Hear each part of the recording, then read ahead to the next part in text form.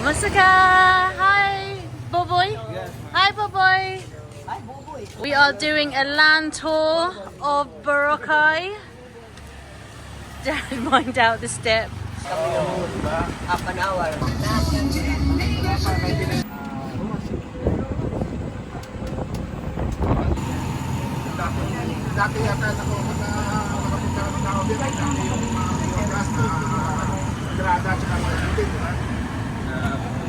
Different language. Yung mga these are the native, the local tribe. When the Boracay has been developed, they've been look like as parts of Boracay have developed and the native peoples have been pushed out from their own island, they were gifted by Robert Duterte a bit of land here, and apparently they can't sell it on for 10 years, and perhaps a more traditional way of living. And let's see what island life for, well, the real owners of the island is like, I guess. Are they called the Ati people, maybe?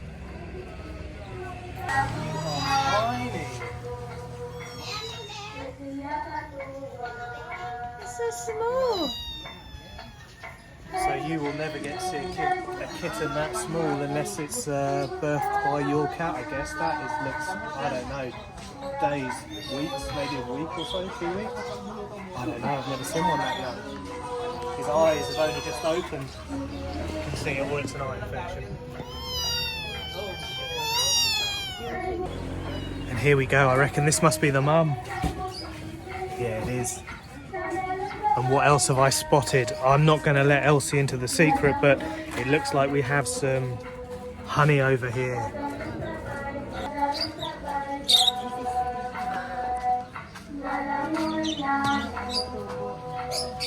So this is a museum? yeah, museum.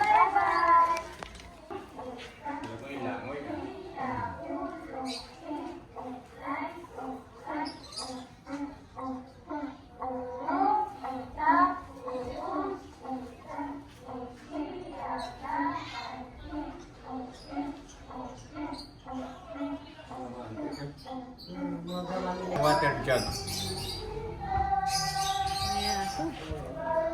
When he get some water from the river. It says here, Dalsa Justo, a leader of the anti-Ate community, says that the word Boracay comes from a combination of two Inati words, Bora, which is bubble, and Bukai, which is sand. He explains how their ancestors came up with the name to describe the way the white and powdery sands of Boracay resembles the very bubbles that come along from the island shore. So, bubble, sand, Boracay. Here in the museum we learn a little bit about the plight of the Ati people, and it seems that in 2011 they were gifted 2.1 hectares to call their own out of 1,038 hectares of the island. Yeah, that's what they have now. And it seems that as tourism grew on the island, they were pushed further and further back from the beachfronts, and they had no titles to the land. So yeah, that's a sad, sad story. And they face discrimination. They're very dark in colour, and they're called dumi, which means dirt, on the white fine particles of the sand. And yeah, it looks like they've essentially become homeless on their own island for a long time until this was gifted to them by Duterte. Yeah, a sad story, I guess. I'm glad they've got somewhere, but yeah, it seems that perhaps they're not benefiting from the abundance of tourism and wealth that is generated from this island. So what's their vision? So they want to live in freedom and peace on their ancestral domains, respect their rights and culture, and an establishment of a sustainable development of their lives, a healthy environment and a strong faith in God the Creator. Yeah, they want to be free from fear and discrimination. Yeah, and maintain their roots, I guess. So I hope they're achieving that. It does seem a little bit harsh that they've got 2.1 hectares out of this entire island, if I'm honest. They're waiting for us. They're going to do a performance. Okay, they're waiting to do a performance for us. Yeah, making a bit of money of the tourists that pass through, I guess. Okay, I guess this is island life when your island is a paradise and money's there to be made. Hello. Bye-bye kayo, bye-bye. Kahit malakas Hello. Handa na kayo, handa na. Welcome. Welcome visitors, welcome to the community. We're glad that you are here with us. Welcome to the community. We're glad that you are here.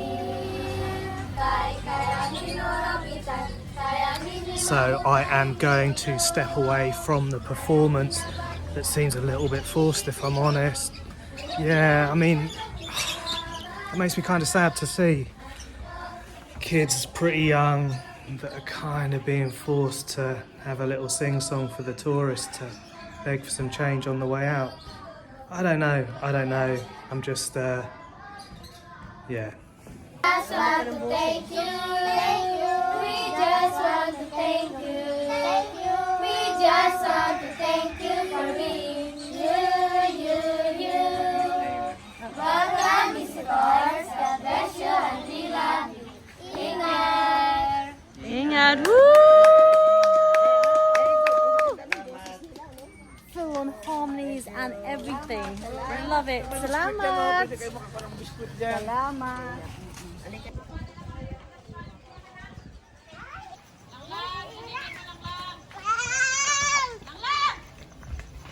Well, we got a little runaway.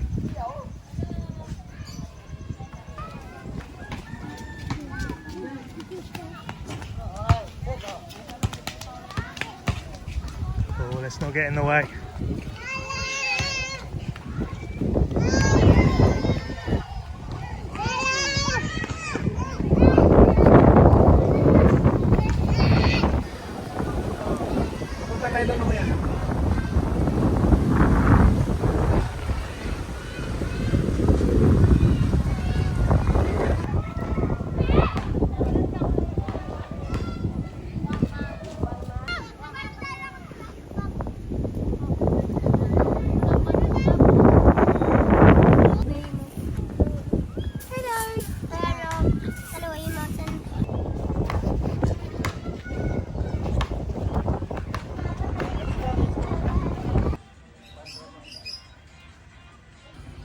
Yeah, thank you. Yeah, God bless you. Thank you. We are here at our second stop and this is the Mangroves. We just need to sign. We need to sign in. Lahat? Lahat ng tao? Isa lang? Lahat po. Oh, lahat. All people have to sign in. And a little tune there behind me. Oh, it's Baby Shark. Listen. Wala naman entrance yan, doon Baby Shark. Baby Shark. May take a picture sa inyo, ha? Okay lang. Thank you. O, sige po. Okay, thank you. Okay, enjoy Salamat. kayo. Thank you. Enjoy. So the mangroves, the roots for Boracay.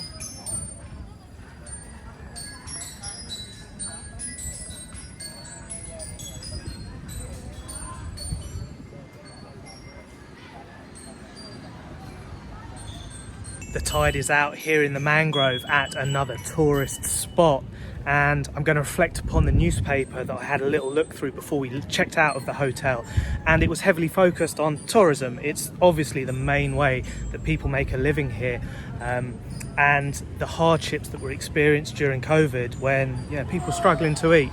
I did find it a little bit tongue-in-cheek when they said they could only have 3 meals a day. I think they just have loads of small meals here, so people were going through a lot of hardship and they weren't eating enough, although they were eating frequently.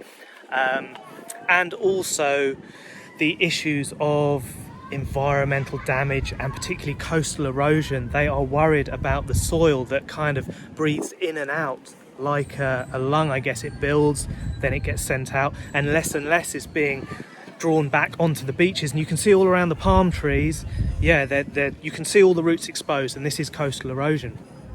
And this seems to be the main focus of the worries and concerns, but having had a little look through that village, I don't know if they should be the main, well, they are main concerns, but it's focused on, I guess, I don't know, it's such a difficult question because yeah, these people, these tribes who lived here for centuries, maybe millennia, they're now like a little side attraction tucked away for people like me to come and photograph and film you like performing monkeys. And those kids, they were not interested in doing that. I don't know what to make of it. It's sad. It's really sad that people who I guess have lived in harmony with this place for ever and a day are now subjected to that. And I guess this is a step up from not having any land. You know, they've got their 2.1 hectares and they've got their village, and the poverty is real there. You can see it. There are lots of kids knocking around. Whether they go to school, I don't know. It is a Saturday, so hopefully they're off, but yeah, the poverty is real.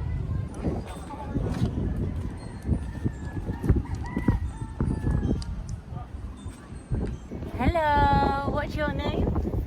Sophia. And how old are you, Sophia? How old? I'm 9.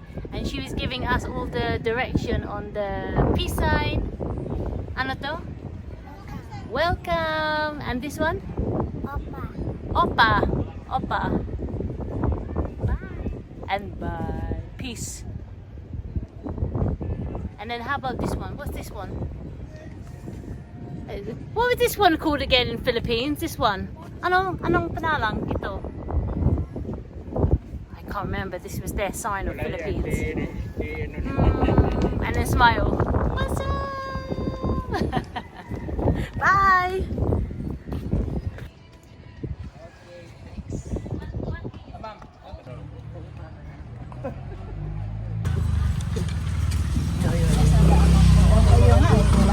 Low water.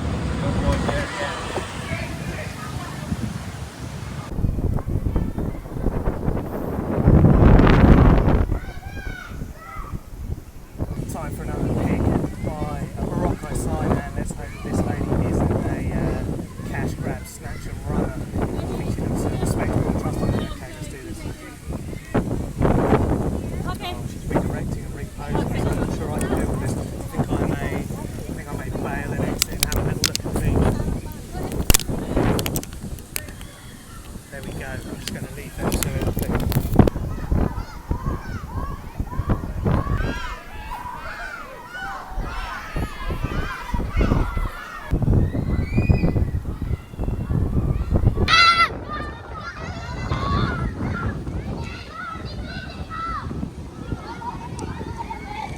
These kids are loving life. They are loving life. Here are coconut palms with exposed roots, that soil erosion. Next to the kiteboarding spot. We are here on Bulabog Beach, which is literally on the other side of where we were in Astoria and the other white sand beach. So that is on the west side. We are currently on the east side, and it's in the middle of the Boracay Island and the narrowest part. So literally, I would say it's a few minutes away. As you can see, there's more seaweed that has washed up here and hasn't been cleared, but it's windy, as you can tell. And there's so much action, so many smiles and happy faces. They're enjoying the beach. The windsurfers, would you call them windsurfers, are here. Look, loads of them. Yeah, it's very different to the other side. This is the famous coconut tree at Bulabog Beach. The Leaning Tower of Bulabog. I don't know, I've just made that up. But yeah, my parents are queuing up. Oh, what's that? Oh, he's got a little crab, look. Huh? Oh, sorry, oh, we're in the picture. I wanted to see his crab.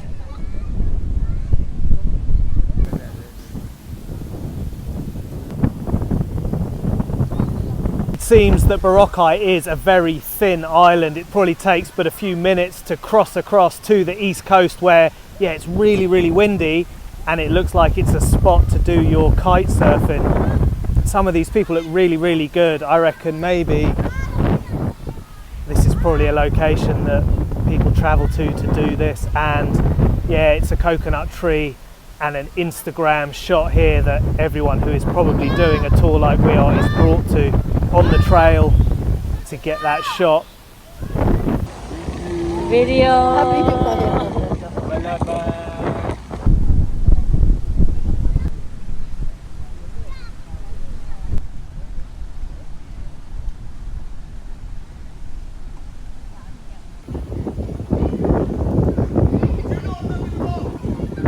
Have we got? Yes, we have. I think they stopped for a little merienda, probably some taho or some bulot. But let's get moving to the next one. See what is the next tourist location for us.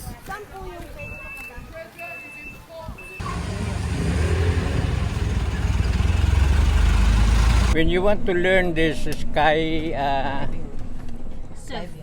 surfing, you need a training of 3 hours.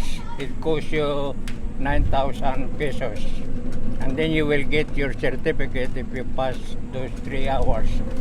And then if you want to go by yourself now, it's 3 hours for 4,000 pesos.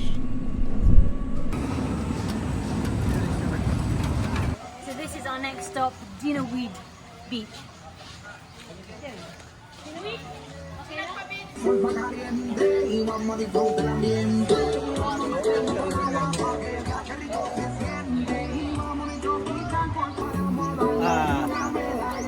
What?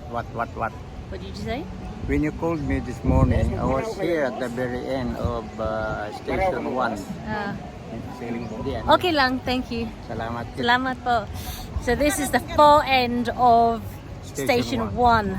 So this is the same beach we were on, but just further down halfway is where we are. We were on actually Station 1, Astoria, but it's kind of like near Station 2 as well. So you walked all the way here, it's far. Yeah, slowly, because I like to walk to see the beauty of this long Boracay white beach. And here they have the sailboats. And there is a little cave. Is it a cave over here?